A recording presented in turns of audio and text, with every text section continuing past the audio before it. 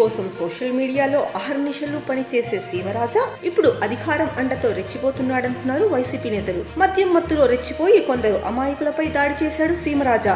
పైగా వాళ్ళ మీదనే గంజాయి కేసు పెట్టాలంటూ ఏకంగా పోలీసులకే హుకుం జారీ చేశాడు. ఇక పూర్తి వివరాల్లోకి వెళ్తే సీమరాజా మరికొందరు ఫుల్ గా మద్యం సేవించి కారులో వెళ్తున్నారు. చిట్వేలి మండలం గొల్లపల్లిలో కార్ హారన్ కొడుతున్నా తప్పుకోలేదని కోపంతో ఊగిపోతూ కొందరు యువకులపై అంతా కలిసి దాడికి దిగారు. ఆపై యువకులను నేరుగా పోలీస్ స్టేషన్ కు లాక్కెళ్లి వాళ్ళపై గంజాయి కేసులు పెట్టాలంటూ పోలీసులకు హుకుం జారీ చేశాడు. తమ తప్పేం లేకున్నా తమపై దాడికి దిగారని ఇష్టానుసారం చితకబాదారని బాధితులు వాపోతున్నారు. ఇక సీమరాజా విషయానికి వస్తే తాను వైఎస్ఆర్సీపీ వాడినంటూ వెటకారపు వీడియోలు తీసి సోషల్ మీడియాలో బాగా పాపులారిటీ పెంచుకున్నాడు. నెమ్మదిగా ముసుగు తొలగించి తాను పనిచేసేది టీడీపీ కోసమేనని తన వీడియోలతో క్లారిటీ ఇస్తూ వచ్చాడు.